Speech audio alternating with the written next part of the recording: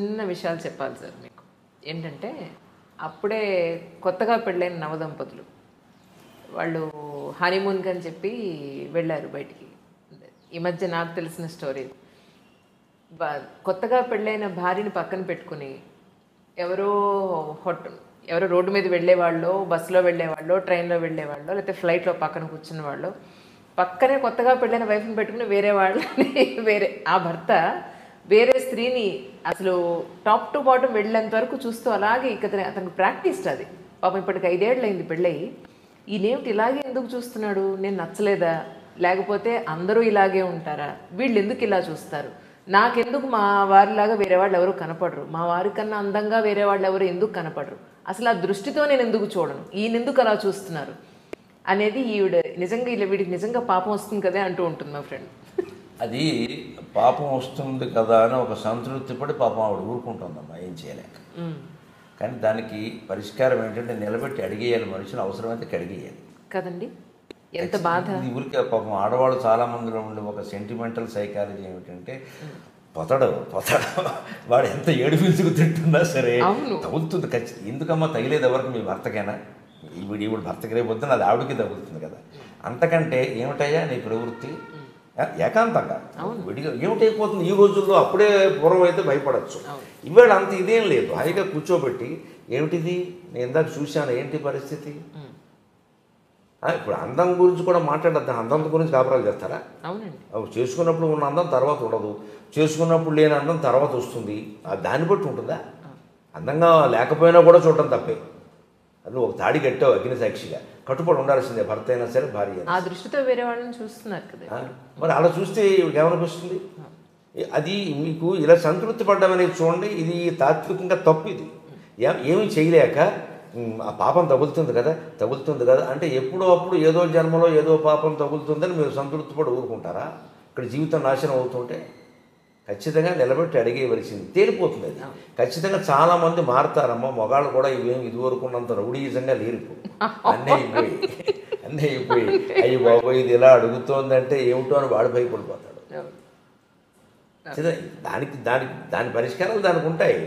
నాకు తెలిసిన ఓ కుటుంబం చెబుతాను, పేర్లు వద్దు, విషయం వద్దు. భర్త ఏదో ఇలా వేరే చూపుల్లో ఉన్నాడంటే ఆవిడ ఏం చేసింది తెలుసా? పెళ్ళి వాళ్ళకి 5 ఏళ్ళు 6 ఏళ్ళు. ఈవిడ చక్కగా ఒక కుర్రాన్ని వేసుకుని రిక్షాలో సినిమాకి వెళ్ళి వచ్చింది.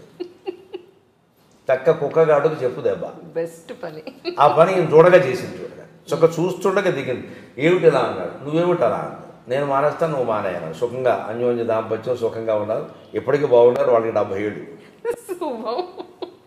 ఆవిడ చెప్పిన సరదాగా నేను ఇలా చేశాను, నువ్వు స్టోరీ రాయవమ్మా ఈ విషయం అన్న. బుద్ధి రావాలి, ఆ చర్య ఏదో తీసుకోవాలి. కనీసం చర్చించడానికైనా మనం భయపడుతూ ఉంటే మనం ఏదో సంతృప్తి పడి ఆ పాపం ఎప్పుడో పీడిస్తుందనడం, లేకపోతే ఈయన మీద కోపాన్ని అత్తగారి మీద చూపించడం అదంతా అనవసరం. నేరుగా ఎవరు దోషం వారిని పట్టుకుంటే అయిపోతుంది, మంచిది. అమెరికాలో ఉన్న నా స్నేహితురాలు ఊళ్ళోకి వచ్చి ఏంటి రాలేదంటే కలవలేదంటే అంటే మా అమ్మ వాళ్ళ ఇంట్లో దింపేశాడు మా వారు. ఇండియాకి వచ్చిన వెంటనే ఫస్ట్ ఫ్రెండ్స్తో ఒక గ్రూప్గా గోవాకో ఇంకెక్కడికో వెళ్తారట. ఆ తర్వాత ఇండివిజువల్గా ఒక పార్టీ ఉంటుంది వీళ్ళకి. ఇదంతా కూడా వైఫ్ని వదిలేసే, పిల్లల్ని వదిలేసే. మరి నువ్వు అడగరా ఈ విషయంలో అన్నాను. అని అంటే వాళ్ళు వేరే అమ్మాయిని ఏమైనా తీసుకుని వాళ్ళు ఫ్రెండ్స్ ఒకసారి ఇండివిజువల్గా ఒకసారి ఇలా పెడతారట, ఇది వాళ్ళ సాంప్రదాయం అంట అని అంటే. సో డబ్బు ఉన్న వాళ్ళ ఆలోచనలు ఇలా ఉంటాయేమో, మధ్యతరగతి వాళ్ళ అనవసరంగా చేసుకున్నాను నేను అని చెప్పాను. దాని బాధ నిజంగా సార్ ఇలా చేస్తే వాళ్ళకి ఏం ఆనందం? సపోజ్ భార్య ఇలా చేస్తే అదే ఆ ఒక్క ఆలోచన ఉంటే ఆత్మవత్ సర్వభూతాన్ని అనే వేదాంతం అర్థమైతే సరిపోతుంది. ఆ ఒక్క ఆలోచన వస్తే మరి చేయడు. ఆ ఆలోచన వచ్చేలా మీరు చెయ్యాలంటున్నాను. మీరు ఎన్ని సమస్యలు చెప్పినా ఇదే పరిష్కారం. అవును, ఆ ఆలోచన వచ్చేలా సఫర్ అవుతున్న వాళ్ళు చెయ్యాలి. వీళ్ళు చేయకపోవడం భయం వల్ల చేయకపోవచ్చు, సున్నితంగా ఉంటారు కొందరు. అది కాస్త తగ్గించుకుని గాంభీర్యం అన్నది అది. మీరు కఠినంగా ఉండదు, ఖచ్చితంగా ఉండండి. మీకు అన్యాయం జరుగుతుంది అడగడానికి ఏముంది దాంట్లో? అది ఒకటి పొరపాటు ఉంటే సరి చేస్తారు కదా. నేను ఆ ఉద్దేశంతో చూడలేదు, నా చూపే అంతా ఎదురు చెబుతాడు కదా, పోలేదు చెప్పనండి. అతని వివరణ అతను ఉంటుంది. సమస్యలు చర్చించుకోవడం మనకి పెద్ద అవసరం లేదు. అన్నిటికీ పరిష్కారం ఏమిటంటే మనకి తెలుగులో చెప్పిన మధ్యంతో మనం ముగించుకుంటే మంచిది. ఒరులే జవిజొనరించిన నరవర అప్రియము తన మనంబునకగు తానొరుడపున విశేయకునికి పరాయణము పరమధర్మ పదములకెళ్ళన్. భారతంలో, ఆంధ్ర మహాభారతంలో తిక్కన గారు శాంతి పర్వంలో చెప్పినటువంటి పద్యం. భీష్ముడు చెబుతాడు, ఇతరులు ఏ పని చేస్తే మనకి బాధ అనిపిస్తుందో అది ఇతరుల పట్ల మనం చేయకుండా ఉంటే అంతకంటే మించిన ధర్మం ఏమీ లేదు, అన్ని ధర్మశాస్త్రాలు ఇంతే చెప్పాయి. వ్యాసుడు చెప్పింది అని యథాతథ అనువాదంలో చాలా చక్కగా చెప్పాడు. దీన్ని వెనక ఆంధ్రపత్రిక ఉండేది, మంచి పెద్ద, అసలు అది ఒకటే పత్రిక అప్పట్లో, పత్రిక అంటే ఆంధ్రపత్రిక. దాంట్లో ప్రతిరోజు వాళ్ళు సంపాదకీయం పైన ఈ పద్యం వేసేవారు.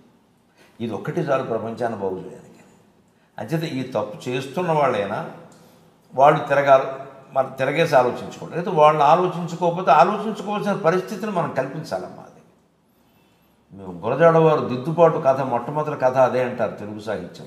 దిద్దుబాటు కథలో గురజాడవారు అదే చెప్తారు. భర్తకి పాఠం చెబుతుంది, ఆవిడ సున్నితంగానే చెబుతుంది. దానికోసం విడాకులు అక్కర్లేదు, గొడవ అక్కర్లేదు, సున్నితంగానే చెబుతుంది. చెప్పొచ్చు, మన పురాణ కథల్లో కూడా అలా చాలా ఉన్నాయి. అలాంటివి మనం చదువుకుని తెలుసుకుని చేసుకుంటే సరిపోతుంది. ఇన్నాళ్ళు మీ దాంపత్య జీవితంలో మీ ఇద్దరు అలగడం కానీ, లేదు మీ అహం చూపించడం కానీ, అది లేదంటే మీ మేల్ ఈగో చూపించడం కానీ ఎప్పుడైనా జరిగిందమ్మా? మీరంటే చాలా ఇష్టం ఆవిడికి, నాకు అర్థమైంది.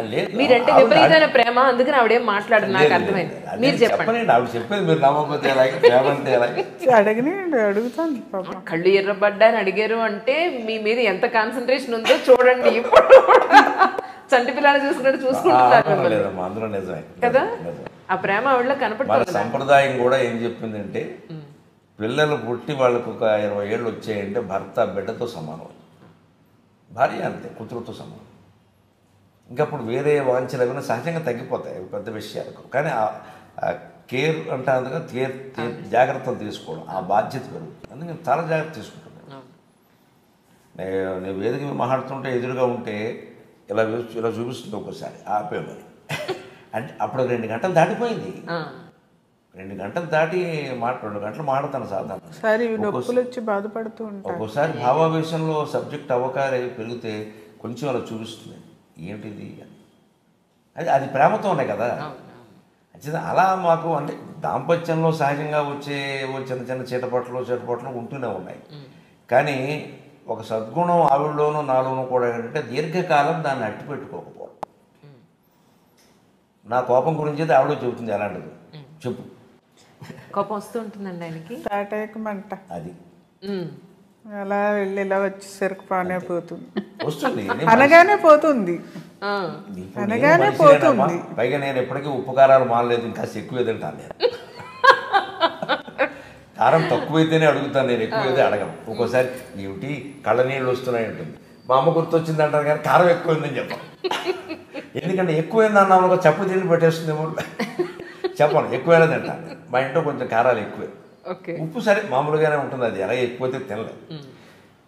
అవి ఉన్నాయి, సహజంగా ఉండేవి మామూలుగా ఉంటాయి. కానీ నాకు నా తత్వశాస్త్రం నాకు నేర్పింది చిన్నప్పటి నుంచి, స్వభావం కూడా అంతే, మా అమ్మ ద్వారా నేర్చుకున్నది.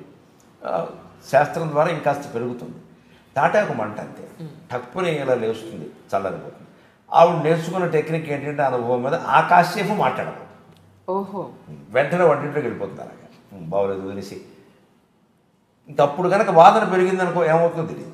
మా అమ్మ వెనకాల ఉండి ఉండి నాకు నేర్చుకున్నాను. అది ఆవిడ గురించి మా అమ్మ నుంచి బోల్డ్ అనుభవం. ఈ మధ్య దాకా మా అమ్మ నా దగ్గరే ఉంది. మా అత్తగారు మొన్నట మా అమ్మ చాలా సౌమ్యరాలు.